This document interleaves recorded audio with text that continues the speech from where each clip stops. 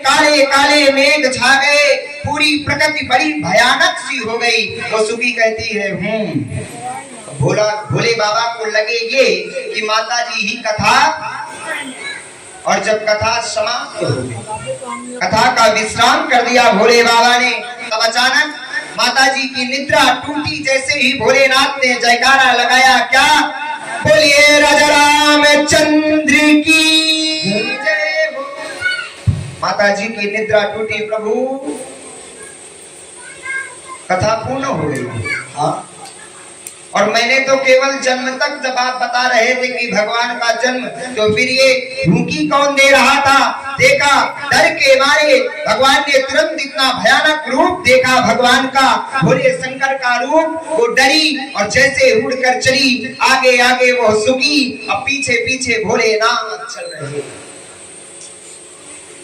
इधर देखा क्या, वो सुखी गई और महाराज उस समय व्यास जी महाराज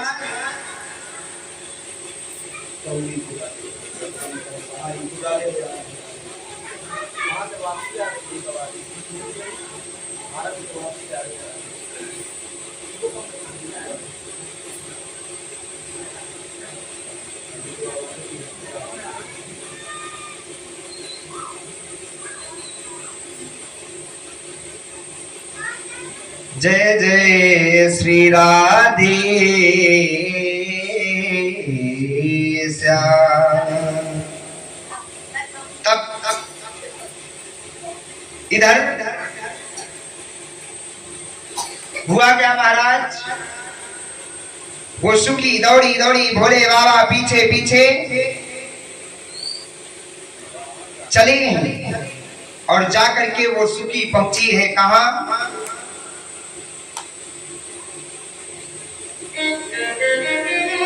वेद व्यास जी की पत्नी,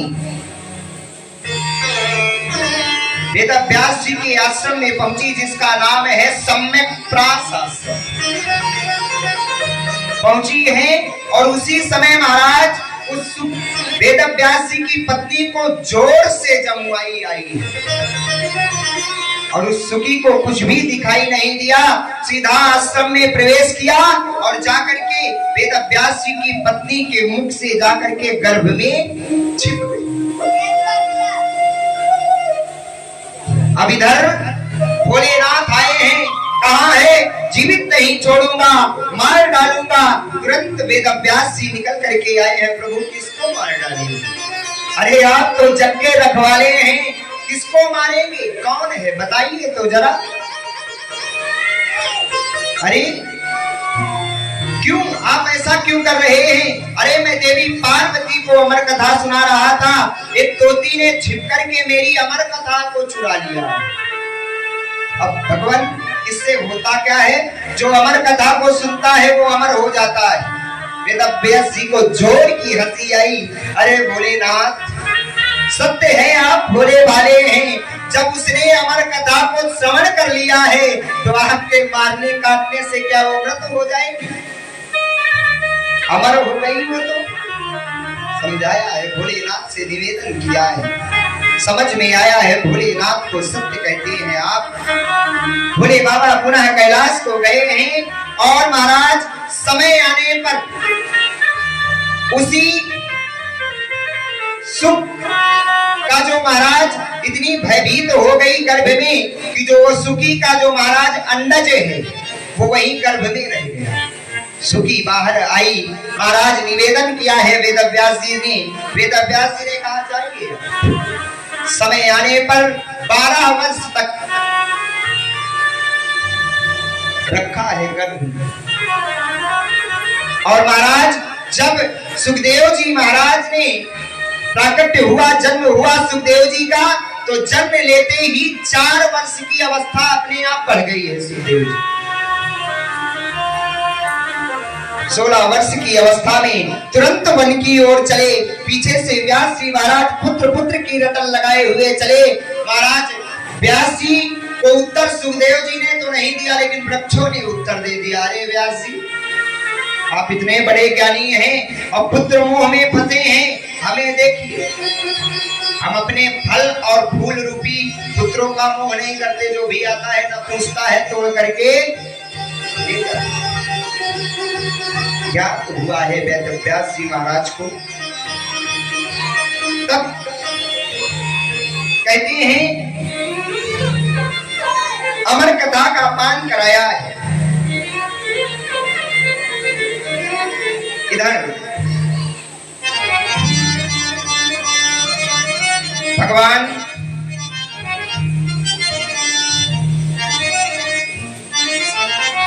दिया क्या है?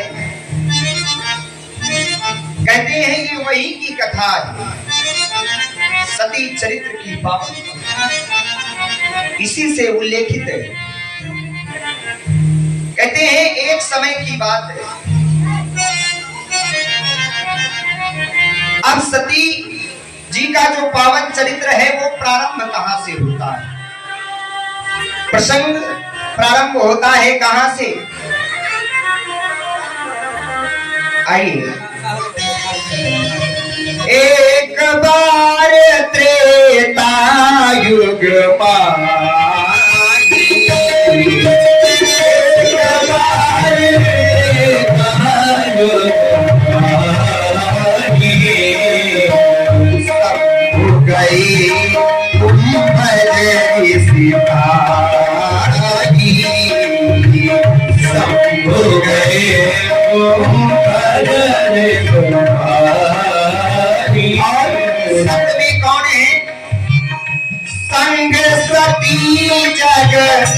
संग सती जग जननी भवानी,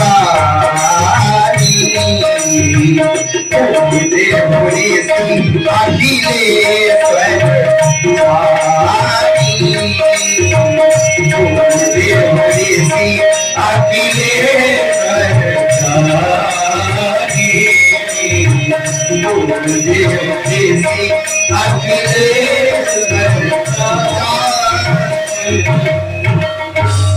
एक बार त्रेता युग माई भगवान भोलेनाथ कहाँ गए हैं? शंभु गए कुंभज ऋषि, कुंभज ऋषि के पास जब गए हैं उस समय भोले बाबा के पास केवल एक नाम है, क्या? शंभु, जो उनका नाम है। और जब सती जी गई हैं तो देखिए कितनी उपाधियां हैं, तीन उपाधियां। संग सती, सती कोई साधारण नहीं, दक्ष की पुत्री, प्रजापति है दक्ष, प्रजापतियों का नायक है। और जो प्रजापति का महाराज पद होता है वो इंद्र के पद से अधिक होता है। संग सती जग जननी, जग की माता है भवानी, तीन उपाधियां हैं, लेकर के चली हैं। जैसे ही भोलेनाथ सती जी के साथ पहुंचे हैं, कुंभज ऋषि ने तुरंत देखकर क्या किया है? पूजे हूँ ऋषि अखिलेश्वरी जानी, अखिलेश्वरी हैं, जगत जननी हैं, और इनके पति हैं कौन? भोले बाबा। भले ही इस समय मेरे शिष्य बन करके आए हैं, लेकिन जगत जननी माँ के पति हैं तो जगत पिता हो गए, इसलिए कुंभज ऋषि ने पूजा की। अब माता जी के मन में विस्मय हो गया, क्या? कैसे भक्त हैं, कैसे चेला है, और कैसे गुरु हैं जो चेला की ही पूजा कर रहे हैं। विस्मय हो गया। भोले बाबा ने खूब समझाया, देवी ये उनका कार्य है, वो इस समय मुझे जिस दृष्टिकोण से देख रहे हैं वो मेरी पूजा कर रहे हैं। अब मैं शिष्य बन करके आया हूँ तो मैंने भी उनको प्रणाम कर दिया। ये तो कर्तव्य अपना अपना है। लेकिन माता जी के समझ में ना आया। संपूर्ण जब कथा का विश्राम हो गया तो देखिए, जब भोलेनाथ आए थे तो केवल शंभु बन करके आए थे। भगवान की कथा को सुना, उस समय ये नहीं देखा कि मैं कौन हूँ ना। कहने का तात्पर्य कथाओं से यही सीखना है, जब हम कथा में जाने तो अपने, हम जो भी हो, हम राष्ट्रपति हो, मंत्री हो, विधायक हो, सब कुछ अपने घर में रखकर भगवान की कथा प्रांगण में जब जाना है तो जमींदार बन करके जाना है, चौकीदार बन करके कुछ लोग जाते हैं सोफा डलवाओ तो कथा सुनने आएंगे, प्रतिष्ठा गांव पर लगी होती है, ये शास्त्र नहीं कहता। और देखिए प्रमाण, भोले बाबा ने क्या किया, कथा का मनन किया, तो जब भोले बाबा कथा सुन करके लौटे हैं तो त्रिपुरारी बन करके लौटे हैं। 3 उपाधियां मिल गई त्रिपुरारी। और जब माता जी का कथा सुनने में मन ना लगे, यही सोच रही कैसे शिष्य, कैसे भक्त, कैसे, तो क्या बन करके लौटी है, दक्ष कुमारी। केवल एक रह गया, पिता का अधिकार, बाकी सभी अधिकारों का समापन कथा न सुनते सुनते ही हो गया। कथा का केवल क्या किया, अपमान कर दिया।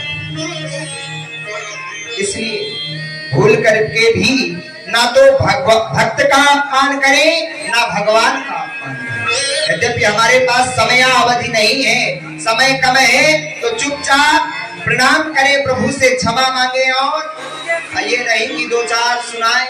जिसने आयोजन कराया है उनको भी सुनाए, क्या दुनिया का आडंबर करवाते रहते।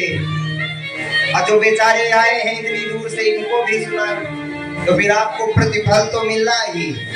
तो आइए, कहते हैं जब इधर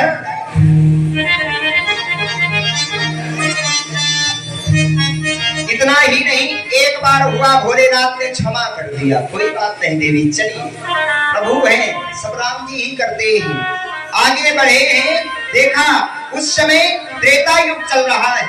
भगवान राम अब माता सीता की खोज करते करते पृथ्वी पर घूम रहे हैं और विलाप कर रहे हैं। कैसे, हे खगमृग, हे मधुकर श्रेणी, तुम देखी सीता मृग नहीं। क्या हे वृक्षों, हे पशु पक्षियों, क्या तुमने मेरी सीता को देखा जो मृग नैनी है? माता शक्ति ने जैसे ही देखा, कौन है ये जो पृथ्वी पर घूम रहे हैं और पत्नी के लिए विलाप कर रहे हैं? देवी, यही तो ब्रह्म है जिनका ध्यान यह शंकर किया करता है। प्रभु क्षमा करिए, अगर ये ब्रह्म है तो ये घूम क्यों रहे हैं? और इतना ही नहीं, पेड़ों से पूछ रहे हैं। ब्रह्म तो सब जानता है। जान ले कहाँ गई है माता सीता? नहीं देवी, क्यों? मेरे जो राम जी हैं वो मर्यादा पुरुषोत्तम है। उन्होंने जो सृष्टि के नियम को बना दिया है उसका खंडन नहीं कर सकते हैं। इसलिए प्रभु मान लो ये कहना चाहते हैं कि अगर हमारे ऊपर दुख भी आए, विपत्ति भी आए, तो इस संसार की चाटुकारिता नहीं करनी है, गोविंद के चरणों में मन को लगाना है। प्रभु सुख भी आप देते हैं, दुख भी आप देते हैं, जो आपको अच्छा लगे सोई देव, लेकिन देव जरूर। और हम तो कहते हैं भगवान अगर दुख दे तो ज्यादा अच्छी बात है, क्योंकि दुख में भगवान जल्दी आते हैं। क्यों? सुख में तो हम भगवान को भूल ही जाते हैं। दुख में सुमिरन सब करें, सुख में करे न कोई, एक बार सुख में भजे तो दुख काहे को। इधर चले हैं, पूछा है, खूब समझाया है, यही राम है ना? मैं कैसे मान लूं? ये वही ब्रह्म है। कौन ब्रह्म? एको ब्रह्म द्वितीयो नास्ति, जिससे संपूर्ण संसार बना है। ये पत्नी के लिए घूम रहा है, वही है देवी। जब बोध ना हुआ, जाओ, यद्यप तुम्हें विश्वास नहीं तो जाकर परीक्षा ले आओ। मैं यही बैठा हूँ वट वृक्ष के नीचे, जाओ। चलिए, लेकिन सती जी से एक भूल हो गई। क्या? रूप बनाया है माता सीता, और जैसे ही माता सीता का वेश बनाया है, स्वरूप लिया है, जैसे ही पहुंची है, तुरंत मेरे राम जी ने प्रणाम किया है। आइए माता जी। कहाँ? इस घनघोर वन में कहाँ विचरण कर रही है आप? भोलेनाथ कहाँ है? माता जी को ग्लानि हो गई। अरे सत्य कहते थे भोलेनाथ ये वही राम है, लेकिन फिर भी अभी भी बोध ना हुआ और रूप बनाया और आगे आगे चलने लगी। अब तो लक्ष्मण जी को भी बोध हो गया कि ये मेरी माता सीता, क्योंकि माँ सीता कभी भी राम जी के आगे नहीं चल सकती। सीता माता को अगर लोग जानते हैं तो केवल मर्यादा से। सीता जी ने कभी भी मर्यादा का उल्लंघन नहीं किया। और आजकल क्षमा करिएगा बात कड़वी है, हमारी आपकी बहन बेटियां जहां भी देखो केवल मर्यादाओं का ही खंडन होगा। पाश्चात्य सभ्यता के लोग जाकर वृंदावन में देखना, अंग्रेजों की जो पुत्रियां हैं वो महाराज वृंदावन के पहनावों को पहनती हैं, और हमारी आपकी बहन बेटियां जब वृंदावन जाती हैं तो पाश्चात्य सभ्यता के महाराज छिन्न भिन्न परिधानों को पहन कर चलती है। बताओ ये युग का हनन ना हो तो क्या होगा। अभी तो केवल 36 हुए हैं, अगर हम ना सुधरे तो दुगना की तैयारी करके रखो। सुधरना हमें है। लोग कहते हैं महाराज युग बदल रहा है ना, हमारी आपकी सोच बदल रही है। एक पिता को उसकी पुत्री पर कमियां नहीं दिखाई देती, अब पराई पुत्री पर न जाते कितने व्यंग्यों को करता है। और जानते हैं भारत की बेटी कैसी है, सीता कैसी थी? सुनिए, किसी ने कहा भी है क्या, कितना हो सर पे जब छप्पर तो सावन क्या बिगाड़ेगा। अगर सावन का महीना चल रहा है, सावन में बरसात अधिक होती है, लेकिन अगर ये छप्पर तना है तो कोई चिंता। और दुपट्टा हो बदन पर तो दुशासन क्या बिगाड़े। अगर दुपट्टा हो बदन पर तो दुशासन क्या बिगाड़ेगा। हमें सौगंध, इनको हमारी माताओं और बहनों को मर्यादा की जो किसने खींची थी, लक्ष्मण ने खींची थी। अब रेखा पार ना जाती तो रावण क्या बिगाड़ेगा। वो रेखा पार ना जाती तो रावण क्या बिगाड़। माता ने सीता ने उस रेखा का खंडन न किया होता तो रावण कितना भी बड़ा बलशाली क्यों ना होता, उस रेखा को पार नहीं कर सकता। इतना ही नहीं, शास्त्र कहता है बदलने की आवश्यकता हमें है क्या, कि देवी आदेश की जाग जाए अगर तो युग स्वयं ही बदलता चला जाएगा। और इतना ही नहीं, पत्नियां सादगी साथ पाए अगर तो ये पति स्वयं ही बदलता चला जाएगा। पति स्वयं ही बदलता चला जाएगा। ये पति तो स्वयं बदल जाएगा। और हमारा केवल कर्तव्य यही नहीं कि हम 60 वर्ष तक केवल वासना में लिप्त रहे ना, भगवान का भजन करें, ये शास्त्र सिखाता। ये भारत भूमि ऐसी है जहाँ डाल डाल पर सोने की चिड़िया करती है बसेरा, वो भारत देश है नहीं। अच्छा बताइए कथा कहाँ पर चल रही थी? हम तो इतनी दूर तक हो आते हैं कि विस्मित हो जाता है। बताइए, आप लोग सुन रहे थे ना, इसलिए कहते हैं कथा में मनन करो। कथा चल कहाँ पर रही थी? कहाँ पर? जी। और कथा चल रही थी कि जब पूछा कौन है ये, राम कौन है, बताया है यही वो ब्रह्म है ना। अभी भी माता जी को बोध ना हुआ, परीक्षा लेकर के आई है, परीक्षा लिया, जैसे ही माँ कह करके प्रणाम किया, महाराज पूरा विस्मय समाप्त हो गया। इतना बड़ा अपराध कर दिया। मुख कमल लटका हुआ लेकर के आई है, भोलेनाथ ने देखा, क्या हुआ देवी? गई तो थी, तो हंसते हुए गई थी, क्या हुआ? ले आई परीक्षा।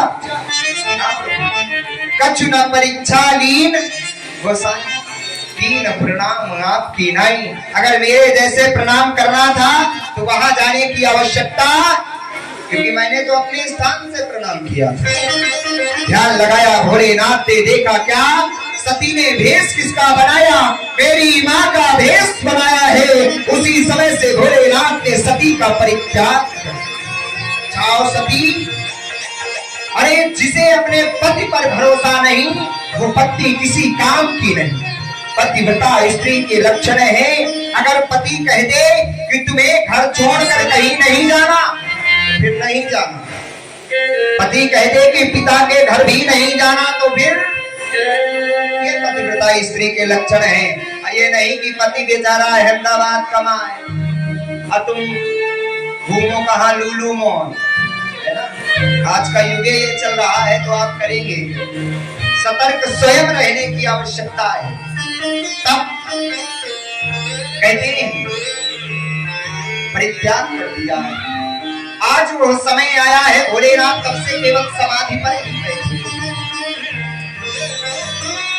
आइए, काफी समय हो चुका है ना, थोड़ा सा भगवान भोलेनाथ का भी स्मरण हो जाए। ऐसा पावन पुनीत ये धाम है, और धन्य है हम सभी राहुल भैया जिन्हें यहाँ पर आने का सौभाग्य मिलता है। उससे भी बड़ी कृपा है भोलेनाथ की, जो इस दास को दोबारा आने का अवसर मिला है। बड़ी कृपा है। एक दिन नहीं, एक मिनट के लिए बाबा बुलाए, वो भी बड़ा अच्छा है, सुकून मिलता है। आइए, कैसे भक्त क्या कहता है, भोलेनाथ को मना रहा है। आइए कैसे। शिव समान दाता नहीं, विपत्ति निदारन हार, अलजा मोरी राखियो,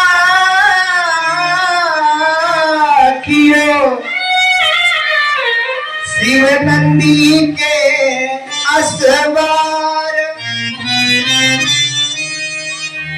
शिव नंदी के असवार। आइए, बड़ा ही सुंदर भजन है, भोलेनाथ का भक्त मना रहे हैं। सभी लोग मनाएंगे कैसे। मेरा मंदिर, शिव मेरी पूजा, शिव से बड़ा नहीं कोई दूजा। बोल सत्यम शिवम, बोल दे सुंदरम, मन मेरे शिव की महिमा के गुण गाया। ओम नमः शिवाय, ओम नमः शिवाय, ओम नमः शिवाय, नमः शिवाय।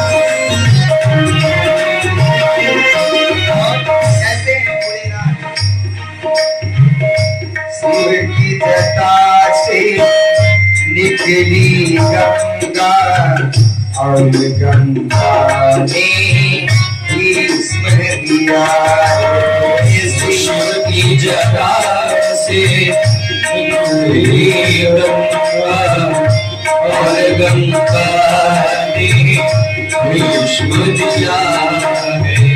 शिव की जटा से निकली गंगा और गंगा ने भीष्म दिया।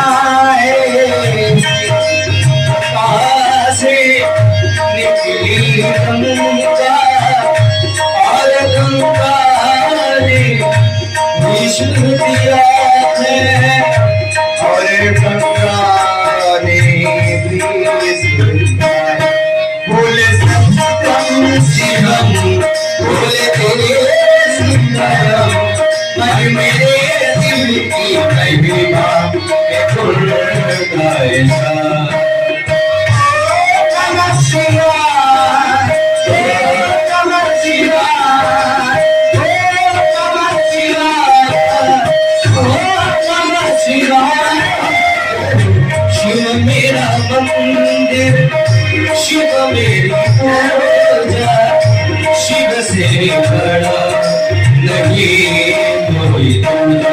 बोल सत्यम शिवम बोल सुंदरम मन मेरे शिव भी महिमा गुण गाएगा। ओम नमः शिवाय ओम नमः शिवाय ओम नमः शिवाय ओम नमः शिवाय।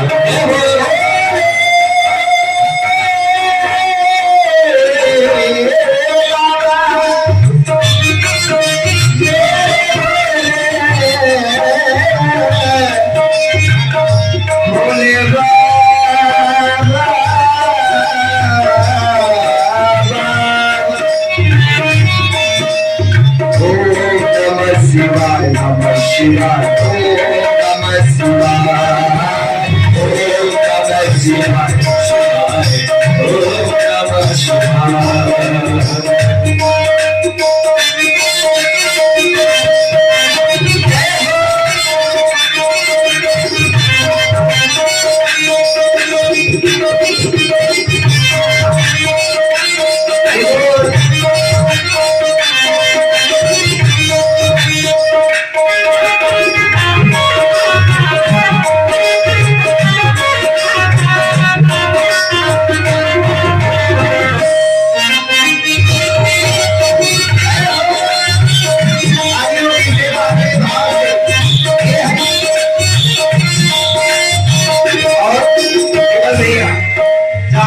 वही आ जाए तो प्रभु की कृपा है ना। कैसे भक्त क्या कहता है, इस मन को और कहीं ना लगाओ, लगाओ कहाँ? प्रभु के सिवा कहीं दिल ना लगा, प्रभु के सिवा कहीं दिल ना लगा।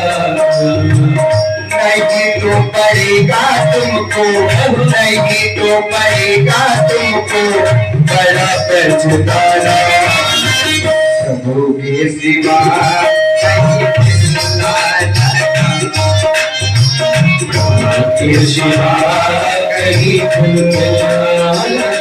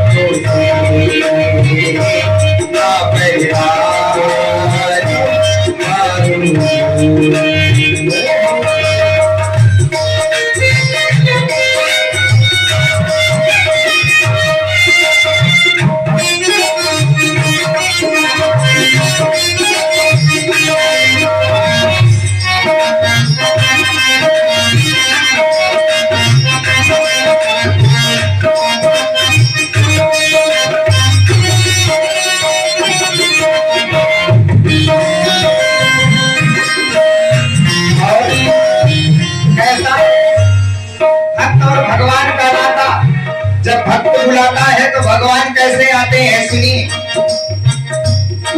डोरी खींचे दूजा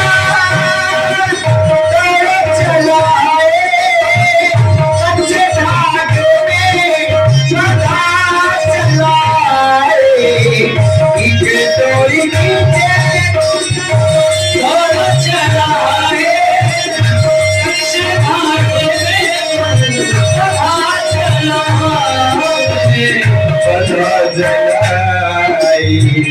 तेरे मेरे बीच में, तेरे मेरे बीच में कैसा है बंधन, बंधन कैसा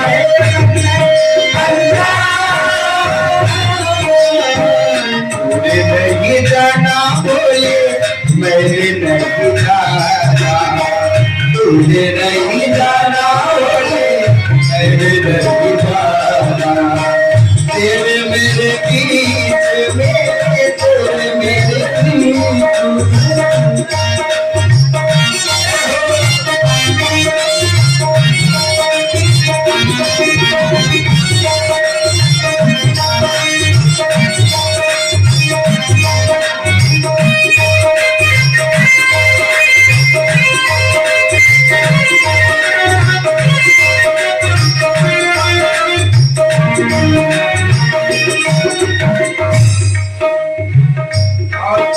भक्त कहता है क्या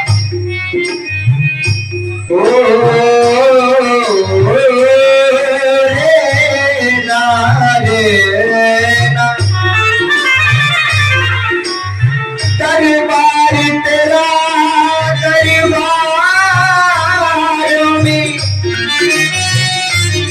एक खास अहमियत रखता है उसको वैसा मिल जाता है भोरे जो जैसी नीयत रखता है जो जैसी नियत रखता है। आइए भक्त बुला रहा है कैसे तेरे मेरे बीच में तेरे मेरे बीच में कैसा है बंधन बंधा कैसा है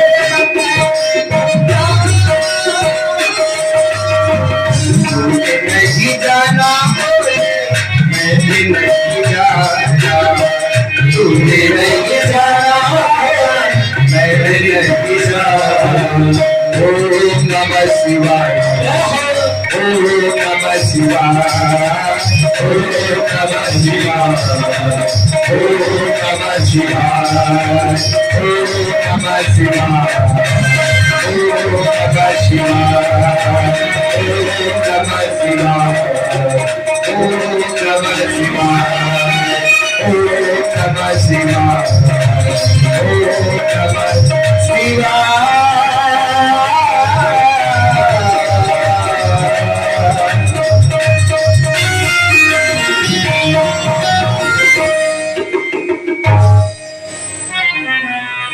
बोलिए भूत भावन शंकर भगवान की जय। आइए कहते हैं उस समय की बात है जब माता सती का परित्याग भोले बाबा ने कर दिया और इधर आज कैलाश पर्वत से कई दिनों से हलचल मची हुई है। कैलाश पर्वत के मार्ग पर देवता विमान से जा रहे हैं। कहां बात ये हलचल मची क्यों हुई है उसका एक कारण है। ब्रह्मा जी ने क्या किया महाराज दक्ष को प्रजापतियों का राजा नियुक्त कर दिया। जिस समय दक्ष को प्रजापतियों का राजा नियुक्त कर दिया गया तो ये शास्त्र कहता है कि अस को नहीं जन्मा जगमाही प्रभुता पाय होत मत। अगर प्रभुता आएगी धन आएगा तो मत पहले आ जाएगा। वही हुआ है दक्ष के भी साथ। प्रजापतियों का नायक बनाया गया महाराज प्रभुता मिली अहम आ गया। इसलिए एक शांति सभा रखी सबको निमंत्रण दिया सभी आए ऋषि मुनि त्रिदेव तक को निमंत्रण सभी आए। इसने विचार किया अगर मैं सभा में पहले जाऊंगा तो कोई भी मेरा सम्मान नहीं करेगा बाद में जाऊंगा तो सभी खड़े होकर के मेरा सम्मान करेंगे। ये महाराज बाद में ही गया सबने इसका सम्मान किया लेकिन 3 लोग नहीं खड़े हुए। कौन? त्रिदेव ब्रह्मा विष्णु महेश। इसकी दृष्टि सर्वप्रथम पड़ी ब्रह्मा जी की ओर। ये मेरे पिताजी हैं कोई बात नहीं। विष्णु जी की ओर देखा ये मेरे दादाजी हैं नहीं खड़े हुए कोई बात नहीं। और जैसे ही दृष्टि मेरे भोलेनाथ की ओर गई अरे यह शंकर ये तो मेरा दामाद है इसको खड़े भी होना चाहिए और मुझे प्रणाम भी करना चाहिए। महाराज को भला बुरा कहने लगा भोलेनाथ। जब भोलेनाथ को भला बुरा कहने लगा, सभा को संबोधित करते हुए कहा, एक मछली पूरे तालाब को गंदा कर देती है। उस सभा में सबने विचार किया, सभ्य सभा है, यहाँ पर असभ्य कौन बैठा हुआ? अरे तुम्हें ये शंकर दिखाई नहीं देता? न जाने कितने दिनों तक ना तो नहाता है, ना तो धोता है, अवधूत भेष बनाए रहता है, भस्म लगाता है। बताओ, चिता की भस्म। अब भस्म की बात आई है तो एक हमें चुटकुला ध्यान में आ रहा है। वृंदावन में आप लोग जो भी गए हैं वो जानते होंगे, अंग्रेज बहुत आया करते हैं। और वृंदावन में महाराज दुकान में भस्म मिल रही थी, भस्म जो लगाई जाती है। जब रुद्राभिषेक आपके यहाँ होता है, भोलेनाथ में भस्म चढ़ाई जाती है। बेचारा वो अंग्रेज आया और ब्रजवासी था, दुकान रखे हुए था। आया, क्यों भैया? हिंदी जानता था। भैया आपके यहाँ भस्म मिलती है? प्लीज गिव मी भस्म। हाँ भैया है। भस्म की पुड़िया निकाली। क्या प्राइस है इसका भैया? 20 रुपए। इतनी सस्ती भस्म है? मैंने तो सुना था लोग कहते हैं भस्म लगाओ तो भोलेनाथ प्रसन्न हो जाते हैं, केवल 20 रुपए बस। 500 की नोट दिया, बाकी रख लो, भस्म ही दे दो। उसने कहा कैसा मूर्ख इंसान है ये। लाओ भैया, 500 की नोट को रखा, भस्मी दी और उसने कहा भैया ये तो बता दो, चलने लगा, स्मरण आया, वापस आया, भैया ये तो बता दो इसकी एक्सपायरी कब है? अब ब्रजवासी है, ब्रजवासी बड़े महाराज चैतन्य होते हैं। उसने कहा कैसा व्यक्ति है? अरे भैया सुनो, ब्रजवासी बोलते बड़ा मीठा है। भैया सुनो, अरे आप कैसी बात कर रहे हैं? ये तो स्वयं एक्सपायरी वालों से बनी है, इसकी कोई एक्सपायरी डेट? इसको जो भी लगाता है उसकी डेट बढ़ जाती है, एक्सपायरी डेट उसकी बढ़ जाती है, जो भी भस्म को लगाता है। भोलेनाथ के 12 श्रृंगार हैं प्रमुख। कौन कौन से श्रृंगार हैं भोले बाबा के? बड़े भोले भाले हैं भोलेनाथ, कर्पूर गौरव करुणावतार। भोलेनाथ से गोरा कोई भी नहीं है, कपूर के जैसे गोरे हैं। कर्पूर गौरम करुणावतारम, करुणा के अवतार हैं। संसार सारम, संसार के सार हैं। भुजगेंद्र हारम, गले पर क्या लिपटाए रहते हैं? सर्पों की माला। सदा वसंतम हृदयार विंदे भवम भवानी सहितम। बड़े भोले भाले हैं भोलेनाथ। और हमें एक चीज सीखनी है। देखिए भोलेनाथ के जो 12 श्रृंगार हैं वो कौन कौन से? पहला श्रृंगार गंगा। गंगा को भोलेनाथ जटाओं पर ही क्यों रखते हैं? यहां रख लेते है ना? क्यों? मानो बाबा हमारा भोलेनाथ हमसे ये कहना चाह रहा हो कि हमें गंगा, मैं इसलिए गंगा को सिर पर रखता हूं कि गंगा है स्वच्छता, निर्मलता, पाप को तारने वाली है। तो अगर हम गंगा में स्नान करने जावें तो पहले ये सोच लें कि अगर हमने आज कोई पाप तो नहीं किया है। अगर पाप किए हैं तो गंगा के पास न जावें। क्या हम गंगा में अपने पाप देने के लिए जाते हैं कि पापों की मुक्ति के लिए जाते हैं? अगर हमने पाप किया है तो उससे पूर्व भी कुछ कर्म है, उनको करें। भगवान की कथा को सुने, भगवान के नाम जप को करें, तब गंगा स्नान करें, तब तो फल है। तो कहते हैं पर पूर्व में गांवों में कहा भी जाता है, जब मन की कोठरिया साफ नहीं तो गंगा नहाए, है ना? इसलिए गंगा नहाने भर से कल्याण नहीं होना है। दूसरा श्रृंगार है बाबा का चंद्रमा। चंद्रमा को ही क्यों धारण किए और सिर पर ही क्यों धारण किए? मस्तक पर क्यों? क्योंकि ये मन ही है जो हमें सोचने पर विवश कर देता है। और चंद्रमा मन का देवता है। अगर हमारा मन हमारे हाथ में है तो कभी भी हम डगमगा नहीं सकते हैं, धर्म के मार्ग पर ही चलेंगे। तीसरा श्रृंगार बाबा का त्रिपुंड है। बाबा त्रिपुंड ही क्यों रमाते हैं? और कोई तिलक लगा लेते, बहुत से संप्रदाय हैं। मानो बाबा ये कहना चाह रहे हैं कि त्रिपुंड का तात्पर्य है 3 लकीरें होती हैं त्रिपुंड में। उन 3 लकीरों का तात्पर्य है जो भी त्रिपुंड को लगाता है उसके तीनों पाप धुल जाते हैं। दैहिक दैविक भौतिक तापा राम राज काहू नहीं। अगला श्रृंगार है बाबा का सर्प को गले पर धारण करते हैं। क्यों? मानो बाबा ये कहना चाह रहे हैं कि मरना तो सभी को, सब ये जानते हैं कि मृत्यु सबकी आएगी। आया है सो जाएगा राजा रंग फकीर, कोई सिंहासन चढ़ चला कोई जकड़ा जाए। और ये कब होगा? हमारे कर्मों से होगा कि जंजीर मिलेगी कि सिंहासन मिलेगी। कर्म प्रधान विश्व रचिता था, जो जस करे तो तस फल। मानो बाबा सर्प को धारण करके ये कहना चाह रहे हैं कि हमें मृत्यु से भयभीत होना नहीं है, चाहे जिस दिन आ जाए। इसीलिए बाबा का निवास कहाँ है? शमशान में। घट घट के वासी है लेकिन शमशान में वास है। इतना ही नहीं, अगला श्रृंगार मेरे भोलेनाथ का क्या है? एक बड़ी विशेषता है भोलेनाथ के परिवार की। अच्छा, सुनाना बहुत कुछ चाह रहे हैं लेकिन समय भी कह रहा है कि अभी झूला महोत्सव भी होना है ना। कितना पैसा लगाया है बेचारों ने, तो आइए बताए दे रहे हैं क्या विशेषता है भोलेनाथ के परिवार में। इस तरह से भोलेनाथ के 12 श्रृंगार है। बाघंबर। अच्छा, भोलेनाथ का आसन क्या है?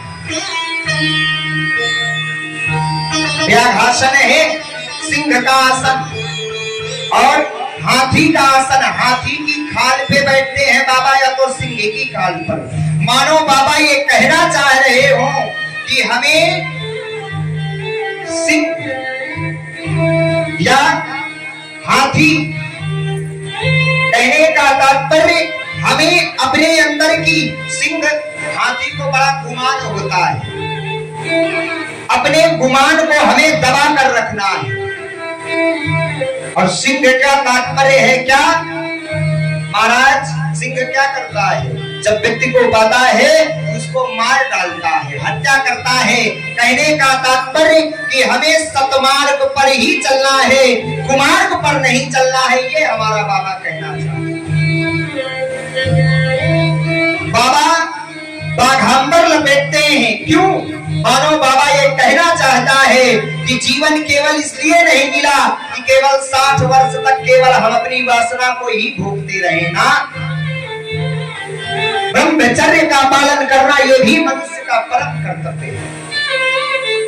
और देखिए बाबा के परिवार की विशेषताएं, कितना निर्मल परिवार है भोलेनाथ का। बाबा के परिवार में जितने हैं सब एक दूसरे के एंटी है महाराज, सब एक दूसरे के बैरी दुश्मन हैं, चाहे जिसको देख ले। बाबा के कंठ में क्या है? विष है। विष है ना। हलाहल नाम का विष का पान किया जब समुद्र मंथन हुआ। विष है इसीलिए नीलकंठ नाम पड़ा। विष है बाबा के कंठ पर, इसीलिए बाबा ने चंद्रमा को धारण कर रखा है। क्यों? क्योंकि चंद्रमा के पास अमृत है और विष और अमृत एक जगह नहीं रह सकते हैं, लेकिन बाबा के पास है। बाबा के गले पर है क्या? सर्प। और बाबा के पुत्र हैं कौन? खड़ानंद कार्तिकेय जी महाराज। उनका क्या है महाराज? वाहन मोर। और बताइए, मोर और सर्प में कभी मित्रता देखी? एक दूसरे के दुश्मन है लेकिन बाबा के यहाँ बड़े प्रेम से राम राम का जाप करते। बाबा के सर्प है गले में और गणेश जी महाराज का वाहन है चूहा। और कभी भी चूहा की मित्रता सर्प से नहीं हुई। और इतना ही नहीं, सब कुछ जो कुछ भी है, बाबा का वाहन है बैल और माता जी की सवारी है सिंह। कभी भी बैल और सिंह का मिलाप ना देखा हो। इसलिए कहने का तात्पर्य ये है कि बाबा के परिवार से हमें ये शिक्षा लेनी है। मानो भगवान की कथाएं ये कह रही हैं कि क्या हमें एक होकर के रहना है। कैसे कहते हैं क्या कि जहां सुमति तहां संपत्ति नाना, जहां कुमति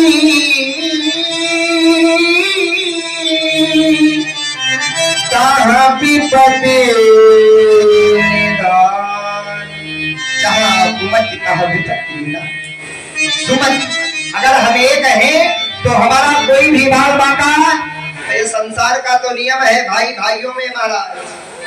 बाबा के यहाँ सब बैरी दुश्मन हैं, एक हैं, और हम आप एक एक अंगुल जमीन के पीछे एक दूसरे की खोपड़ी महाराज पार डालते हैं। बताओ कैसी। और वही भारत तो है जहाँ इतने बड़े बड़े महापुरुष हुए, और वही भारत है जहाँ महाराज किसी से कह दे वाह भगवान की कथा हो रही है, चलो सुनाओ, कहाँ महाराज जी आए जा रहे हैं। जितनी देर ये कथा वथा में लगाएंगे उतनी देर सुनब तुलना बनाएंगे, पैसा आएगा, है ना। ये भारत का भविष्य है। कहते हैं हमारे मुख पर क्या होनी चाहिए विमल भैया, कि मधुरिमा यदि कंठ में न होती तो ये सत्य भी विषपान बन गया होता। याचना याचना याचना याचना याचना कर भक्ति को न छलती तो।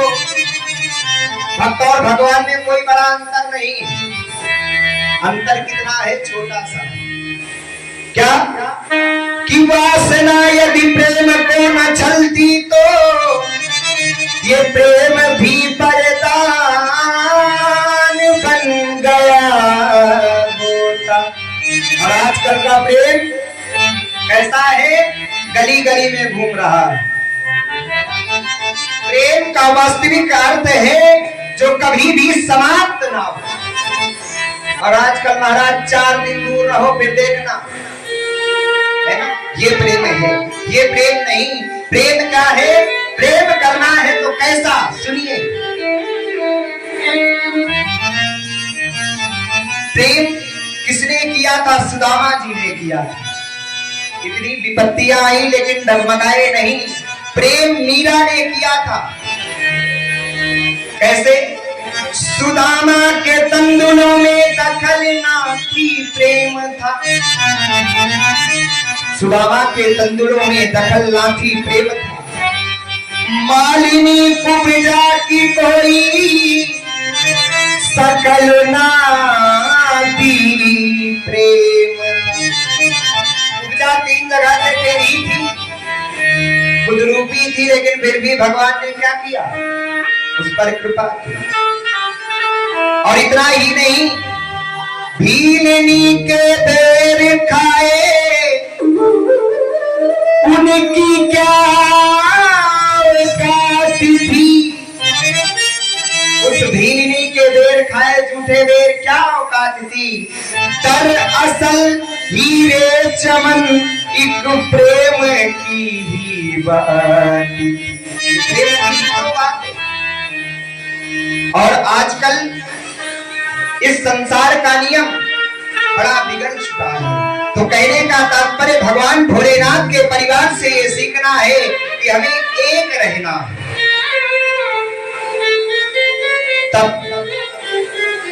और कलयुग कैसा है राहुल भैया, सुनिए, है कलयुग कैसा।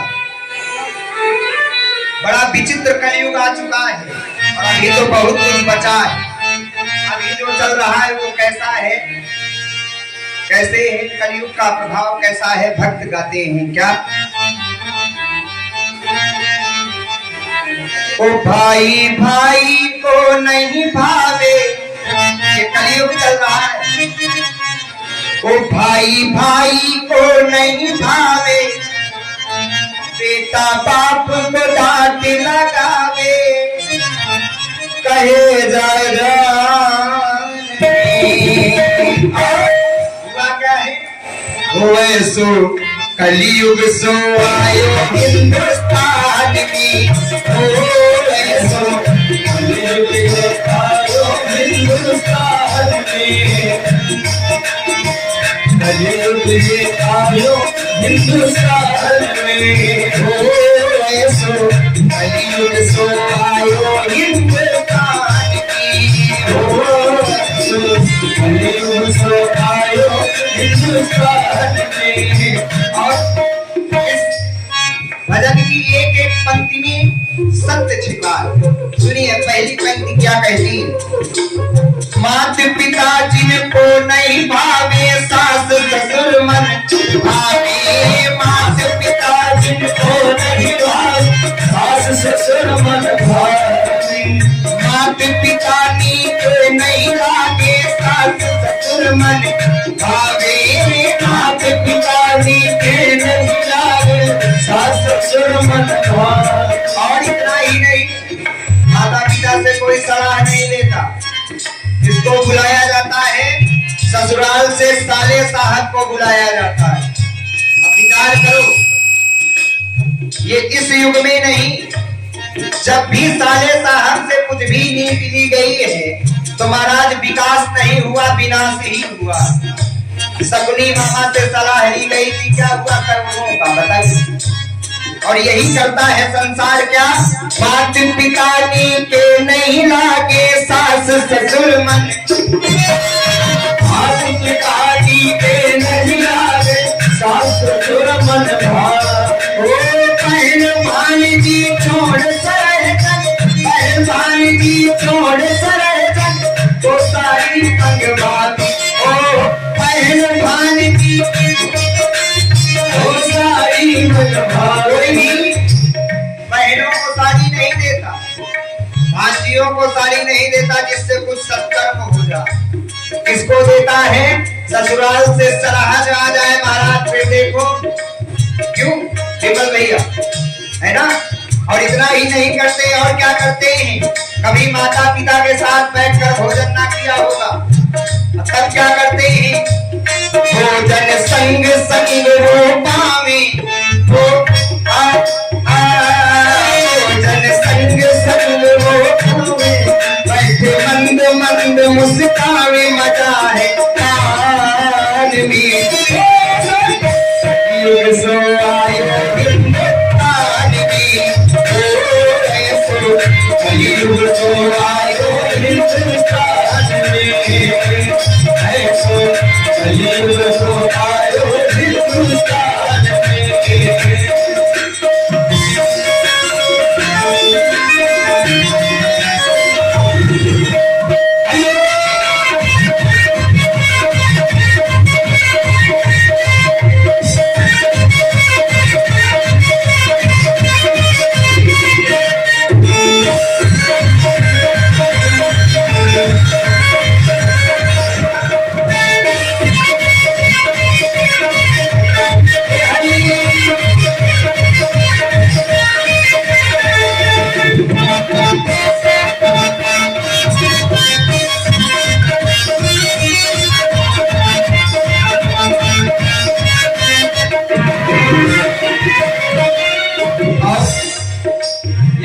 का प्रभाव है मयंक जी।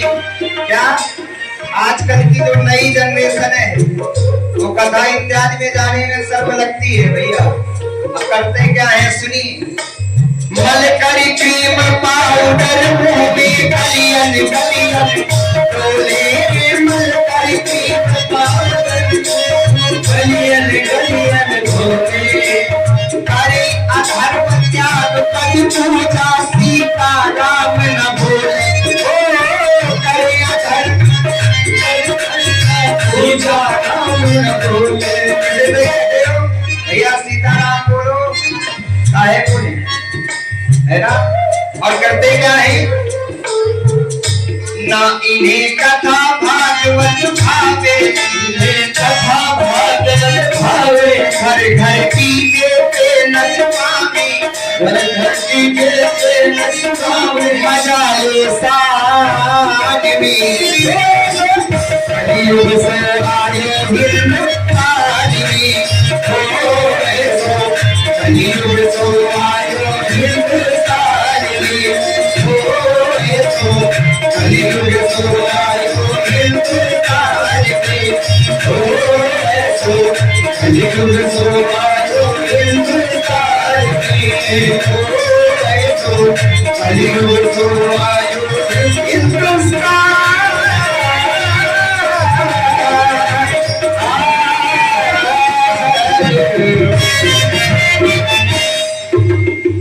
बोलिए भूत भावन शंकर भगवान की जय।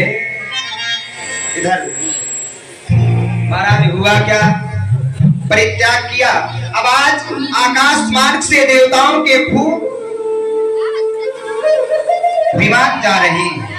उस समय भोलेनाथ समाधि पर बैठे हैं।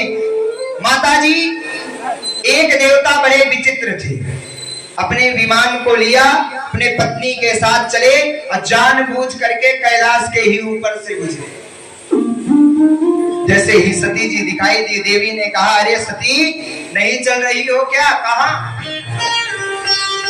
भाई दक्षिणी उस शांति सभा ने खूब अपमान किया भोलेनाथ। वो शांति सभा श्रापा श्रापी सभा बन गई।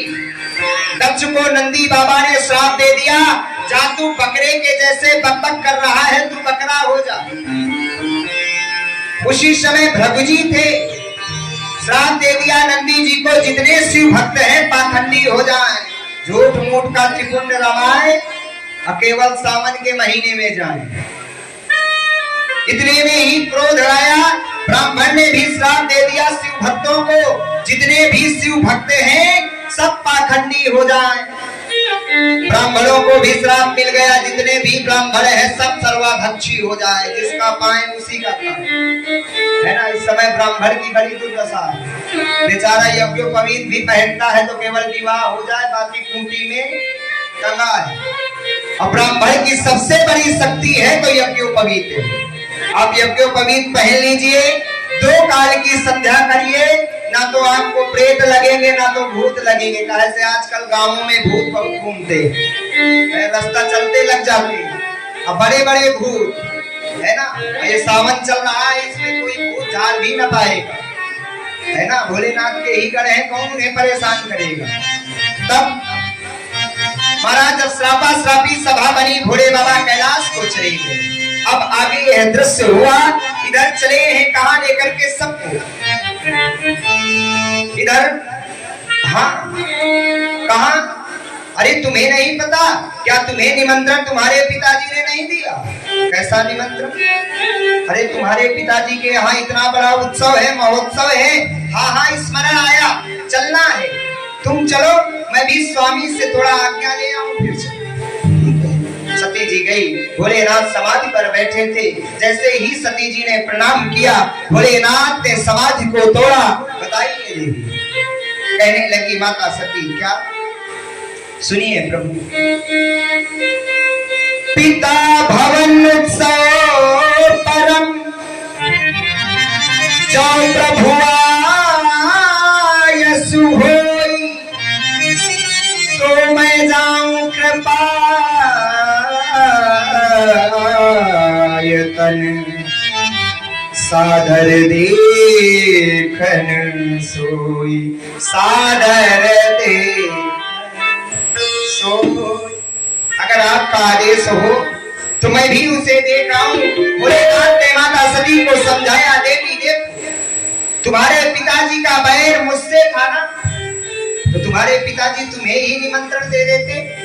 दोबारा दक्षिणे बृहस्पति नाम का यज्ञ किया और उसमें सबको बुलाया, त्रिदेवों में ब्रह्मा और विष्णु को बुलाया, लेकिन शिव जी को नहीं ना निमंत्रण, तुम्हें ही बुला लेते। देवी यहाँ पर निमंत्रण न हो जाना। माता सती ने कहा, प्रभु मैंने भी आपसे ही सुना है कि पिता के घर जाने में, राजा के घर जाने में, मित्र के घर जाने में हमें सोचना नहीं चाहिए। भोले बाबा मुस्कुराए, देवी बात सत्य है, लेकिन ये शास्त्र ये भी कहता है क्या कि आवती ही हर से नहीं, नयनन नहीं सने, तो तुलसी तहाँ तहाँ तहाँ न जाइए,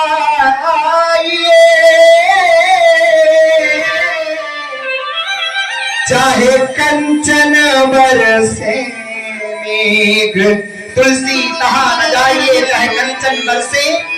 महाराज आपके उस प्रिय व्यक्ति के घर में चाहे स्वर्ण की वर्षा हो रही हो, वहां जाना, अगर वो हर्षित ना हो, तब खूब समझाया, समझ में ना आया, जाओ कह दिया, समाधि लगा ली, जाओ जो आपके मन में आए सो।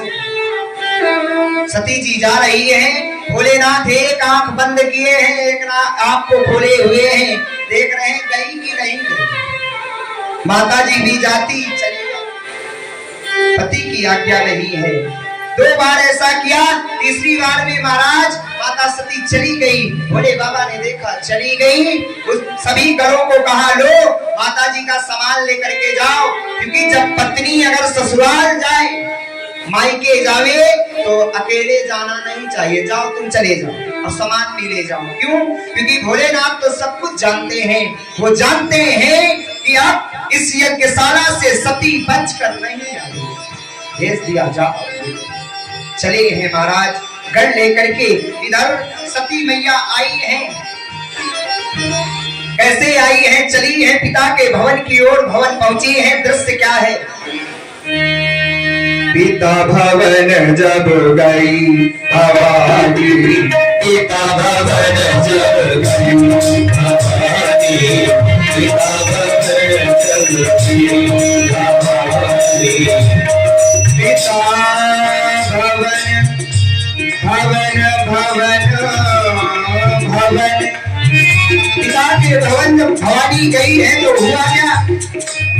पिता भवन जब गई भवानी, पिता भवन जब गई भवानी, पिता भवन जब गई भवानी, कछनाश काहुन सनमानी, कछनाश काहुन सनमानी। पिता के घर को गई है तो किसी ने सम्मान नहीं किया दक्ष के कारण, लेकिन एक मिली है, कौन? माँ। माँ के प्रेम के लिए कहा भी गया है, और कैसे मिली है? सादर भले मेरी माता, सादर भले मेरी माता, अग्नि मेरी माता,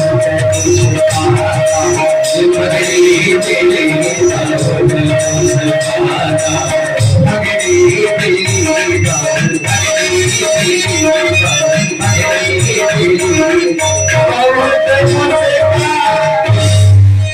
मेरी मिली बहुत मुस्काता, बहने मिली तो है लेकिन डंक मारते हुए, देखो देखो सती को पिताजी ने निमंत्रण भी नहीं दिया, देखो कैसे आ गई, हमोदी तो ना। बेचारी सती के नेत्रों से अश्रु की धारा बहने लगी। उसी समय माँ ने देखा, हृदय से लगा लिया, माँ का प्रेम होता ही ऐसा है। कैसा होता है माँ का प्रेम? विमल भैया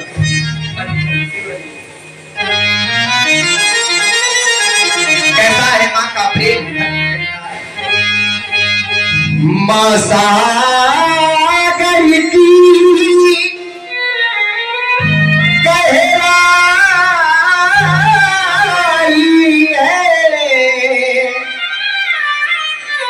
माही में गिरी की